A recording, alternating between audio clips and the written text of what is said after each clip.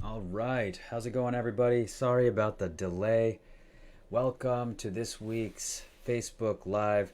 I am Dr. Patel here at the Patel Center for Functional Regeneration, here to give you information about what's going on in your body.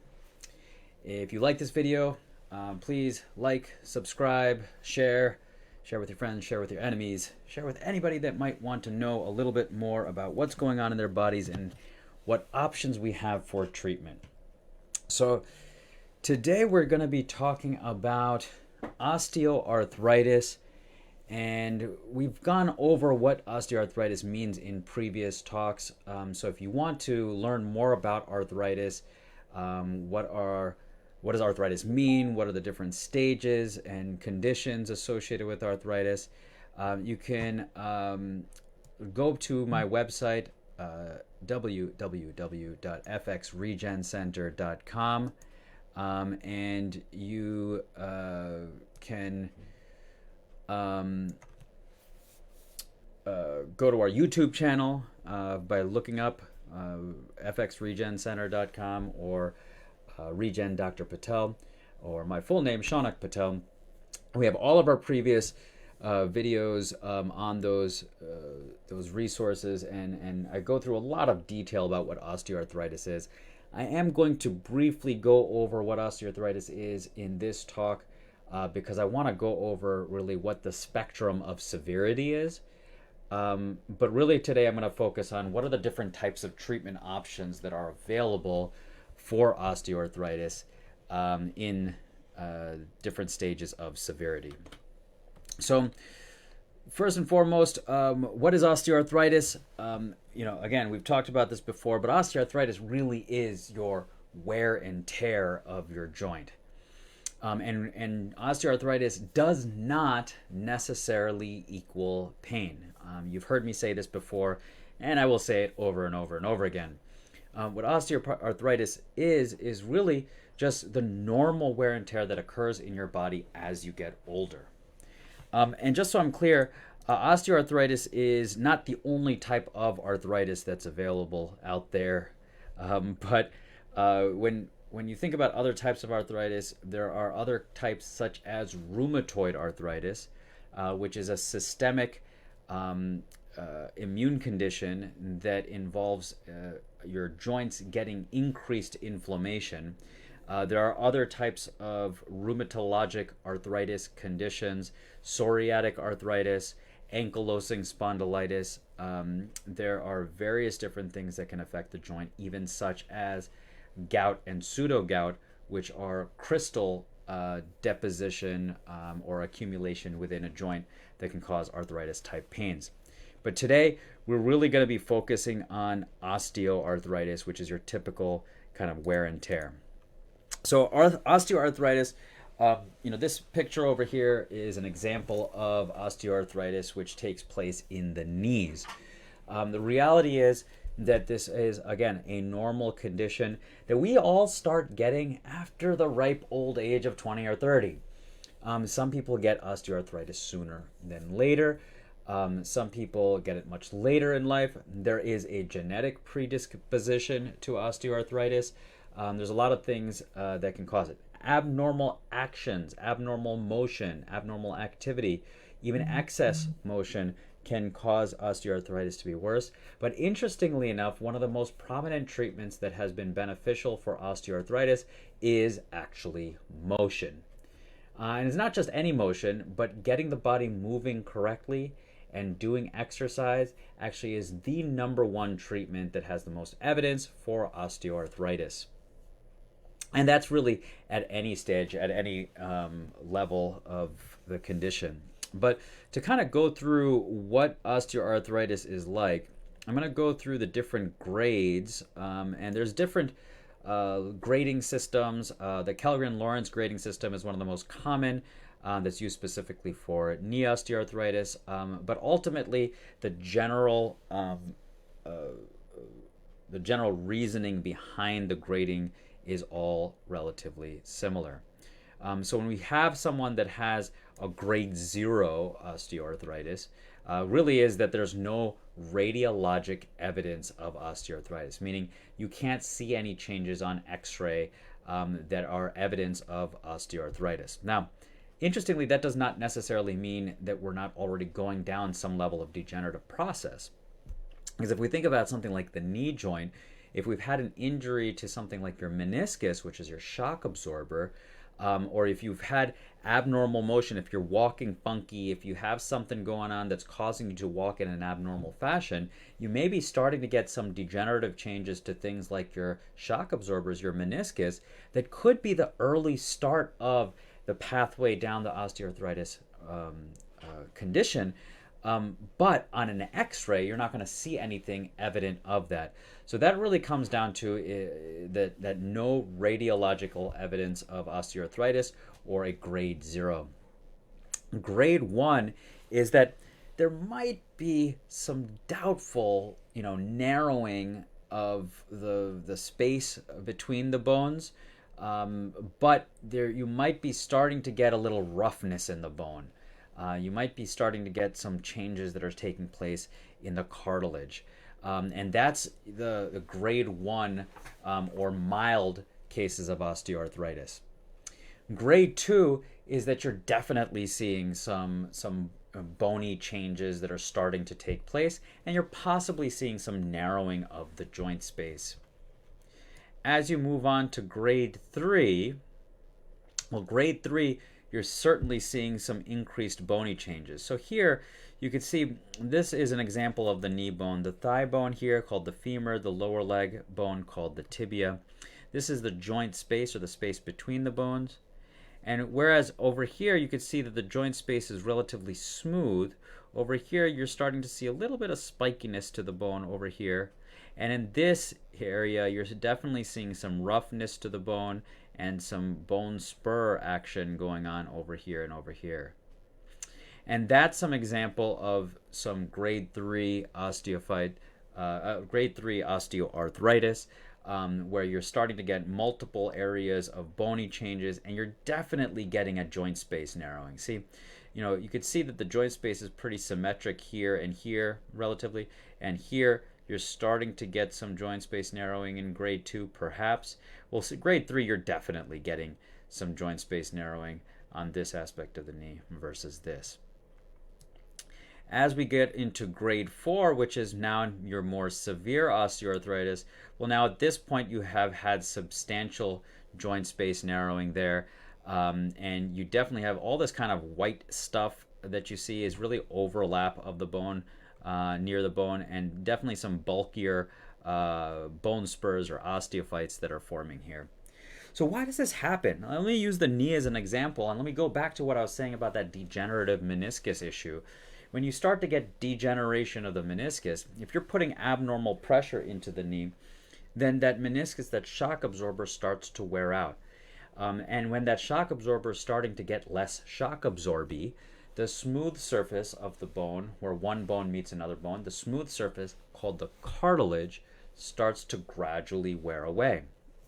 As that cartilage starts to wear away and it becomes less smooth, you start to get some abnormal motion there, and then the bone underneath the cartilage starts to react.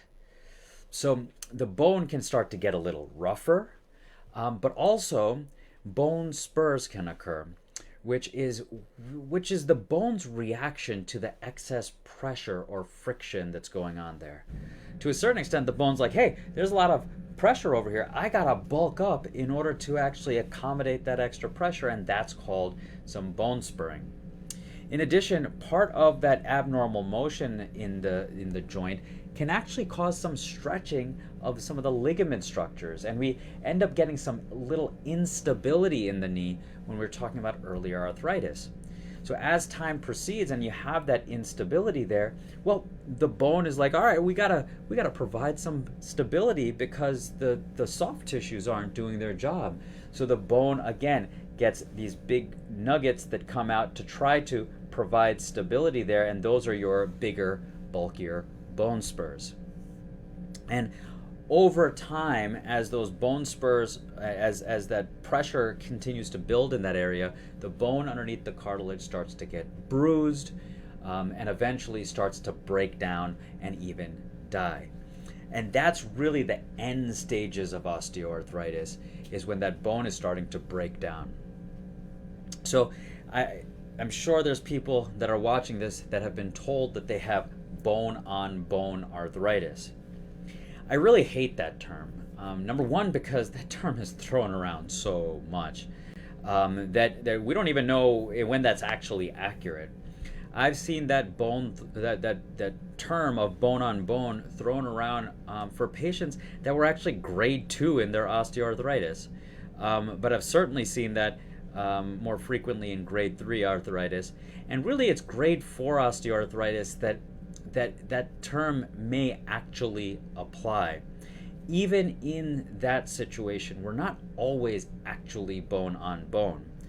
We may have significant joint space narrowing, but when we're talking about bone on bone, we're getting to the level where the bone is breaking down, and there might actually be some even autofusion occurring to joints, which really is when we have that bone on bone appearance. But certainly, when you talk about grading, that grade 4 osteoarthritis really is when that bone on bone arthritis term is most applicable. If we have any joint space narrowing, any at all, grade 3, grade 2 certainly, then we cannot call that bone on bone. Now, when we talk about these grading systems and the severity scale, when we're talking about from mild to moderate to severe osteoarthritis, well, we also have to consider what are the different treatment options for all of these scenarios. Because what's interesting is, I mentioned before that osteoarthritis does not equal pain. It can be painful, but does not equal pain. That's because, with the exception of when the bone is actually breaking down, all the other components of osteoarthritis, the whole other spectrum of osteoarthritis, does not have to equal pain if we are moving correctly. I've seen patients who told me, "Doc, my right knee is killing me," and I look at them and their left knee is grade 4 and their right knee is actually grade 2 to 3. So why is it that the grade 2 to 3 knee has become more painful than the grade 4? Well, in actuality, it might be the way that they're walking. Maybe they're wearing a brace and keeping pressure off of their worst knee, and on their good knee, that's the knee that they've been using to make up for their bad knee, and that's why that's become painful. Or I've seen situations where a patient had nerve irritation in the low back that's causing them to walk funky onto their knee, that's what's causing the knee to become painful. It really comes down to the stability of the knee joint, the way the muscles are actually firing, and finally it does come back to the biology of the knee itself.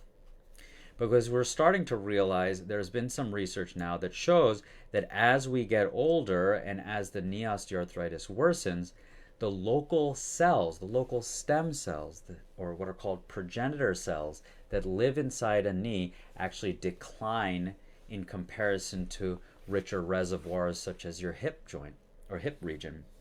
And we know that the number of cells decrease, so that the reaction, the biological response to an injury, is then altered.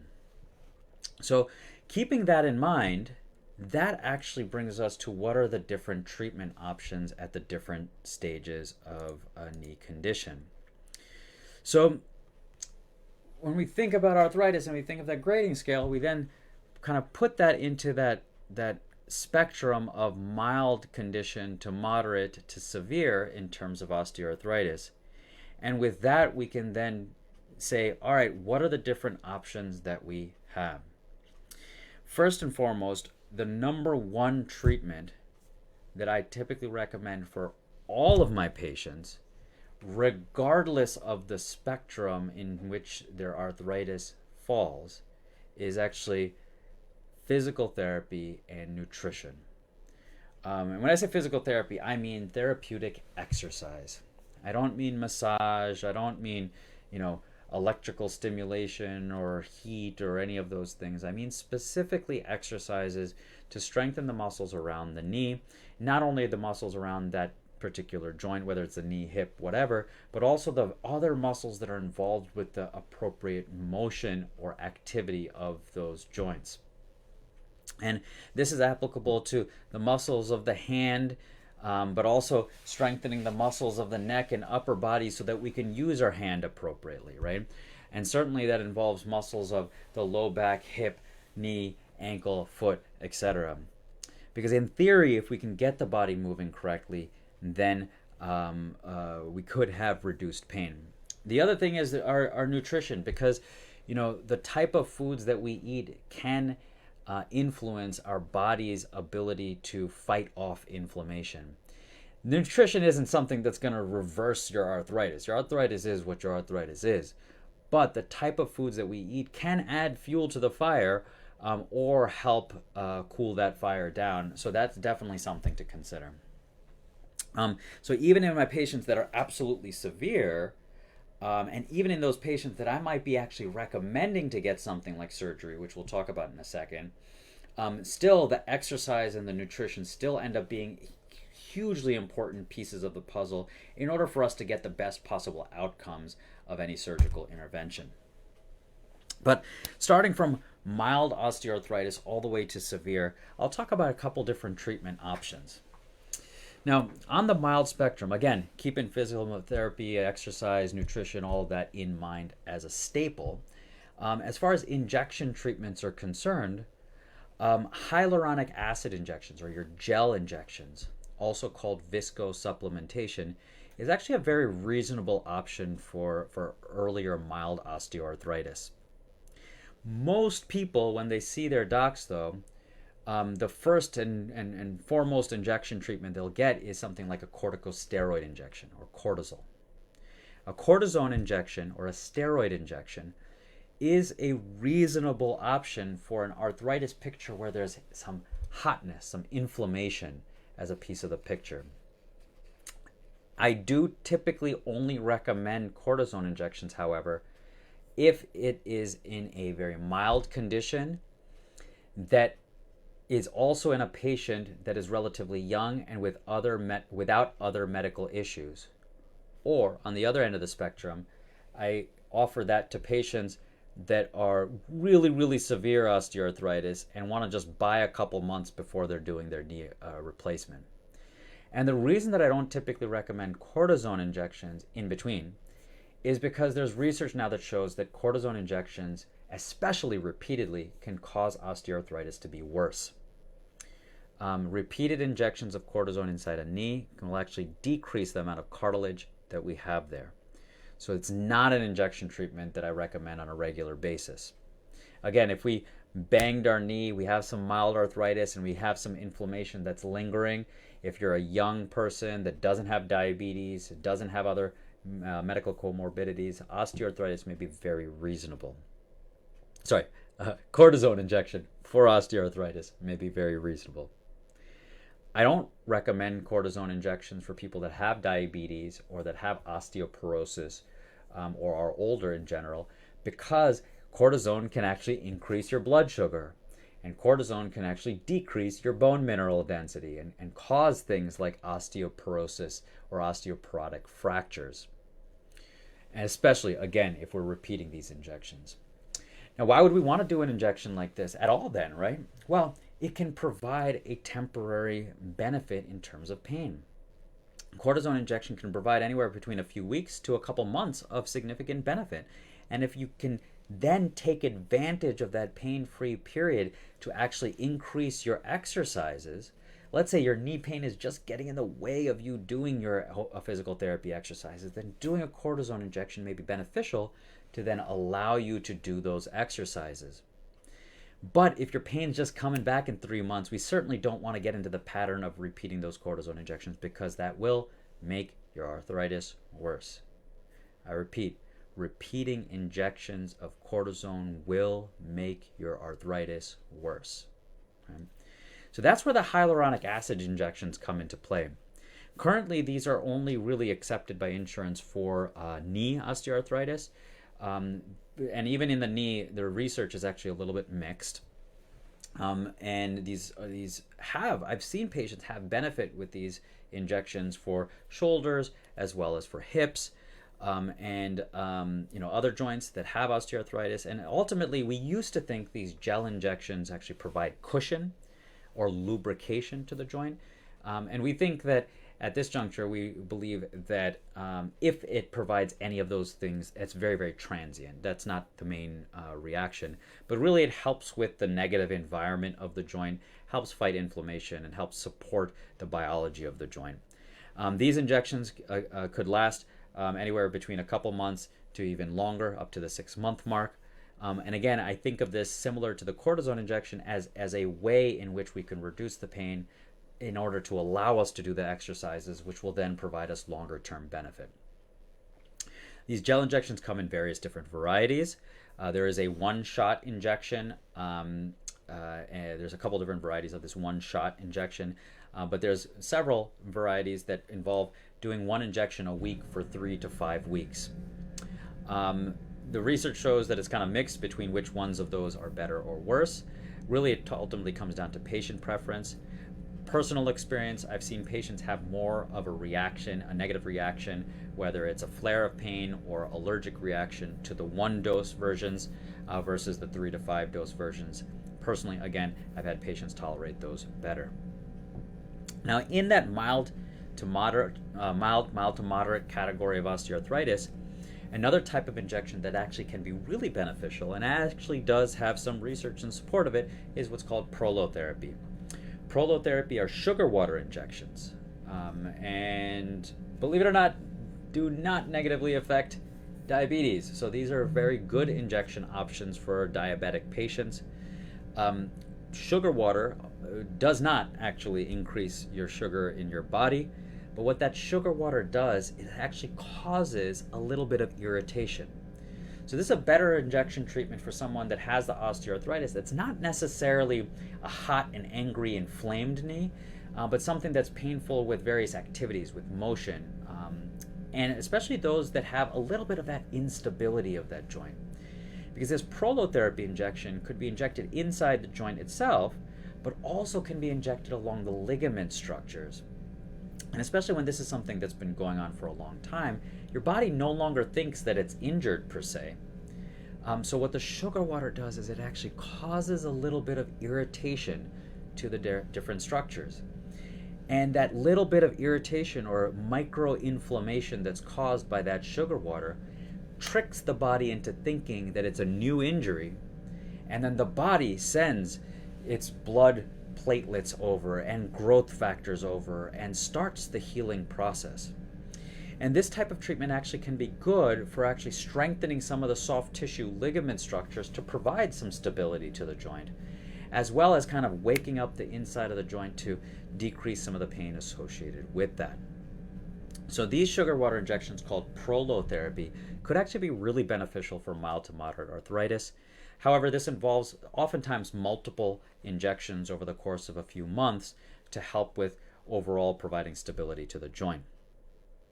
There's another type of sugar water injection that's not technically a prolotherapy injection, but it's more of a pain management injection.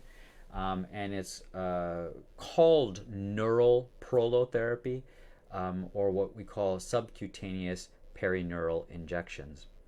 And these are injections of a lower concentration of sugar water that could be done underneath the skin in multiple areas around the knee. And basically the theory is that when your knee joint is aggravated, the whole area could be a little bit sensitized and sensitive to various movements and even light touch. And when the whole area is sensitized, this low concentration sugar water injected underneath the skin can help with desensitizing the superficial nervous system throughout the area. So this can help with decreasing pain. Really isn't a functional thing when it comes to strengthening ligaments or helping the biology of the joint, but it can be a pain management strategy. Now, as we go more into mild into moderate osteoarthritis, that's when things like prolotherapy may taper off in their benefit. And that's where we're actually having a pretty decent amount of research at this point for what's called PRP, or platelet-rich plasma. If you think of what prolotherapy does, the sugar water injection causes a little irritation, tricks the body into then sending over its blood platelets and growth factors. This is up the chain by sending a direct injection of a high concentration of blood platelets. So what are blood platelets? When you cut yourself, Platelets are the thing that stops the bleeding. Those platelets then release growth factors that actually cause inflammation and then take inflammation away. Some of that inflammation is because those blood platelets call over other cells to the area. Some cells to get rid of the damaged tissue, and other stem cells, which are then the conductor of the orchestra of healing. And when those cells come over, that's how healing takes place when you cut yourself. So we can take your blood and make a high concentration of those blood platelets, and again, inject that into the joint, inject that outside of the joint to the various ligament structures, directly at things like the shock absorbers, the meniscus, directly at tendons and other structures throughout the knee. And by doing that, we're skipping past the prolotherapy type effect and actually causing some biological changes to the area, strengthening some of the soft tissue structures even further, and improving the negative inflammatory biology of the joint. And that could be a really good injection from anywhere from mild to moderate osteoarthritis. And at this juncture, there's somewhere in the mid-30s in terms of randomized controlled trials comparing PRP to placebo, to steroid injections, and to hyaluronic acid gel injections. And by and large, the PRP injections seem to have better benefit than those other injection treatments. Now, correction, steroid injections provide better benefit in the short term, but then that benefit tapers off, whereas PRP injections slowly provide more benefit over time and then last longer. Now, as we go from moderate to severe in terms of osteoarthritis, the benefit of PRP starts to taper off. PRP could still be beneficial, but it may take more than one treatment.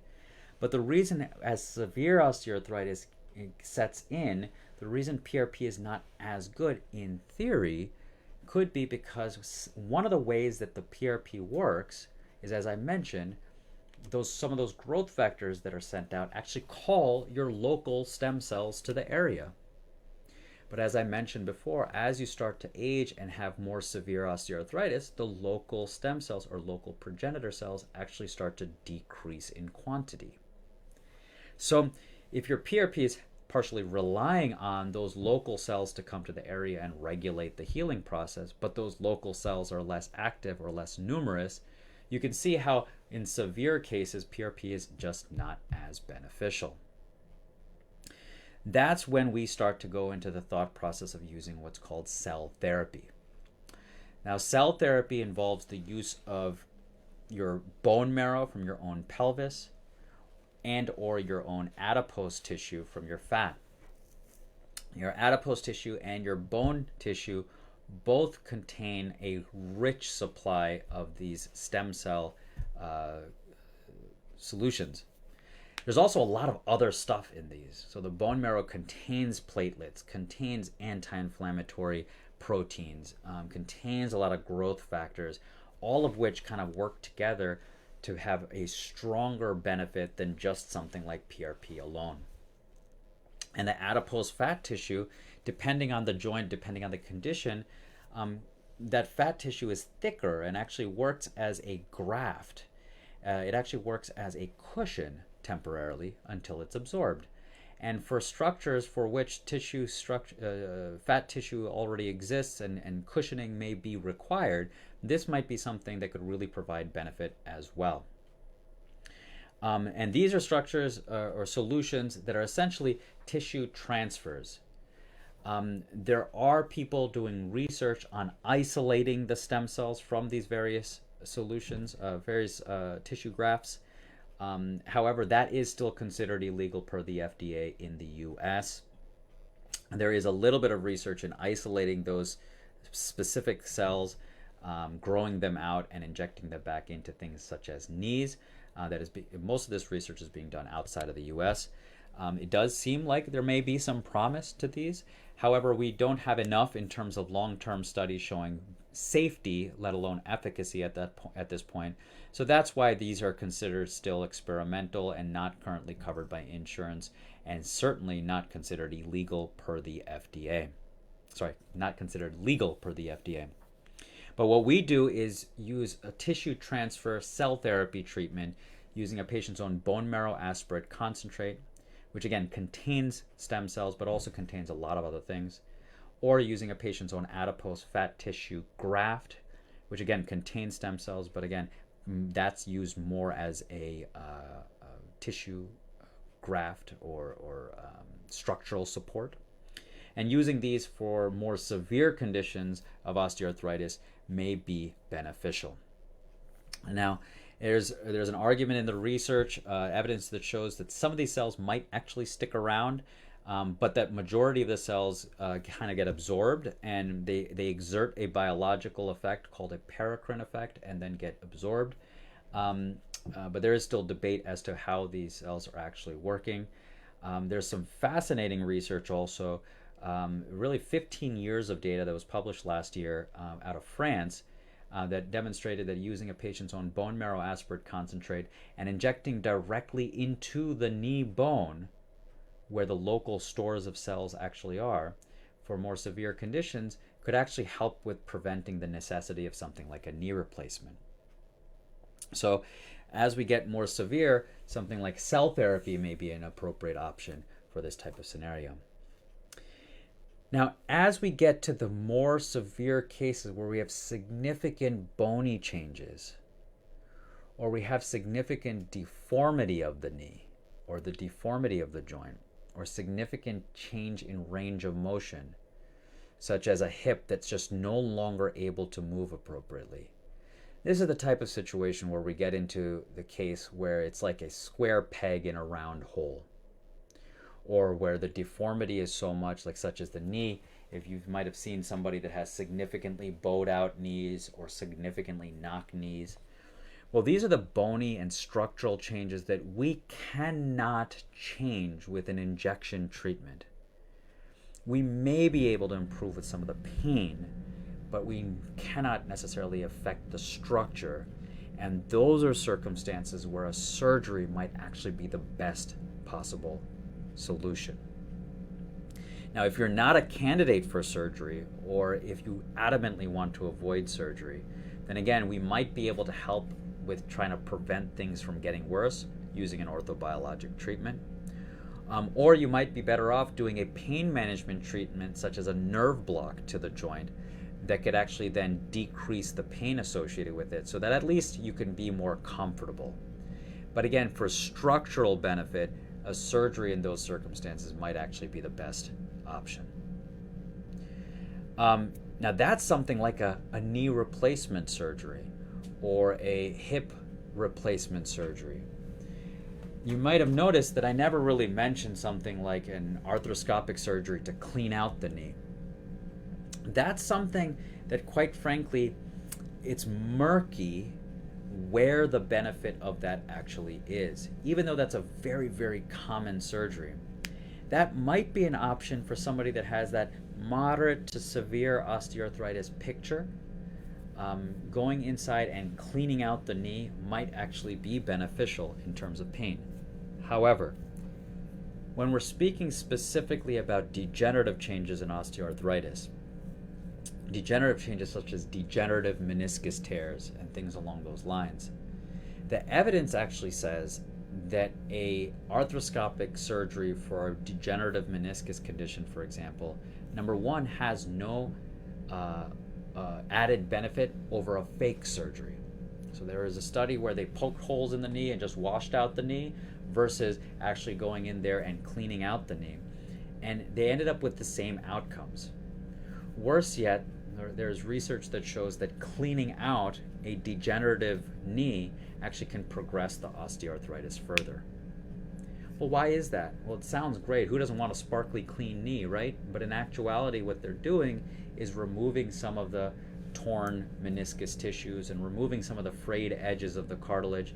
But in doing so, we're removing some of the shock absorber, removing some of the soft, smooth surface of the joint. And that is why that actually progresses the osteoarthritis further. So we may actually get some pain relief. And then certainly there's patients that have had significant pain relief for years after surgeries like this. But there's a good chunk of patients that get pain relief for a short period of time and then things progressively worsen.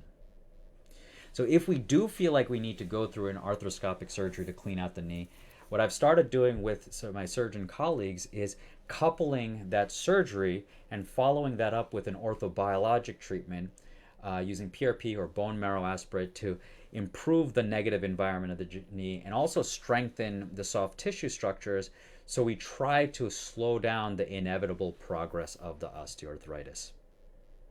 And that's been working fairly well.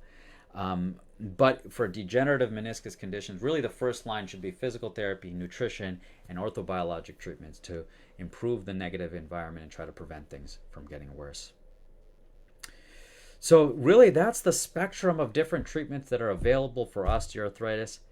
I burned through all of them. At one point in the past, and again in the future, I will talk about each of these type of treatments more in depth. But this was a really big overview. I hope you found this helpful. Really mild to severe in terms of arthritis, going from things like physical therapy, nutrition, supplements, etc., really throughout the whole spectrum. For milder conditions, sometimes things like cortisone injections, particularly for people that are younger without other medical issues, and really only one-off injections to allow you to do the exercises for long-term benefit. I don't recommend repeated injections of cortisone. The gel injections, hyaluronic acid injections for milder conditions. As you go from mild into moderate, things like PRP, platelet-rich plasma, does show benefit. And for milder conditions, just a simple injection into the joint might be beneficial, but as you start to get more progressive, multiple injections to address the inside and outside of the joint with PRP, it could be more beneficial. And then again, as we get more severe, transitioning into cell therapy treatments like bone marrow aspirate and cell therapy such as microfragmented adipose tissue or fat tissue. And then as things get more severe with structural changes, we're talking about surgery. Pain management treatments such as geniculate nerve blocks or nerve ablation treatments could very much be reasonable to reduce pain when we talk about people that have more severe conditions that are not applicable for surgery or not candidates for surgery. So that's the recap of this full spectrum. Obviously, we went over a lot of stuff. If you have any questions, feel free to comment or DM or email us at info@fxregencenter.com. Stay tuned in future weeks. We're going to be adding on a lot of different things. I'm going to be doing some more formalized programs with some guest speakers. I'm going to be joining some folks. Some folks are going to be joining me, and we're going to be hitting a lot of different topics up. If there's something that you want me to cover in these Facebook Lives, please contact us back. And again, if you like this, please like it, share it, all that kind of fun stuff. And stay tuned for further announcements. If you want to be up to date with what we're doing on our end, again, email us at info@fxregencenter.com, and you can get our newsletters and our updates on a weekly basis. But stay tuned every Friday, 2 p.m., next Facebook Live. Again, drop me a line with what you want me to talk about, and I will see you next week. Have a great Friday and a great weekend.